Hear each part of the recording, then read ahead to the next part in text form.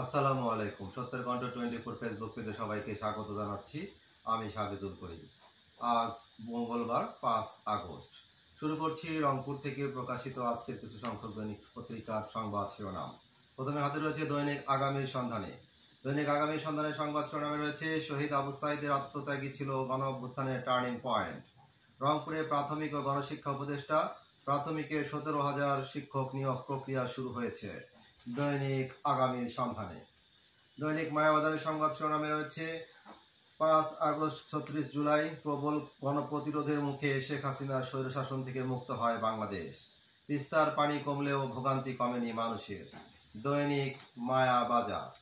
দৈনিক দাবানলের সংবাদ শিরোনামে রয়েছে আজ ঐতিহাসিক ৫ আগস্ট স্বৈরশাসকের পতন দিবস।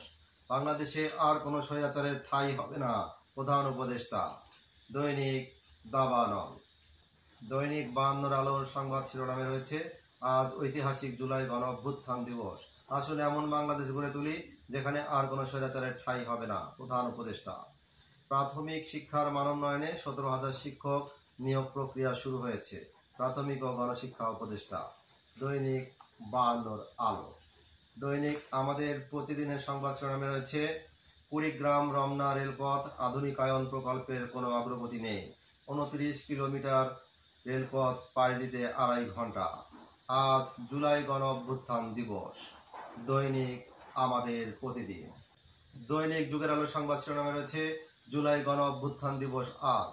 জুলাই গণ অভ্যুত্থান দিবস উপলক্ষে রাষ্ট্রপতি ও প্রধান উপদেষ্টার বাণী। দৈনিক যুগের আলো। এই ছিল রংপুর থেকে প্রকাশিত আজকের কিছু সংখ্যক দৈনিক পত্রিকার সংবাদ শিরোনাম। নিয়মিত সংবাদ জানতে চোখ রাখুন সত্যের কণ্ঠ 24.com ও সত্যের কণ্ঠ 24 ইউটিউব চ্যানেলে।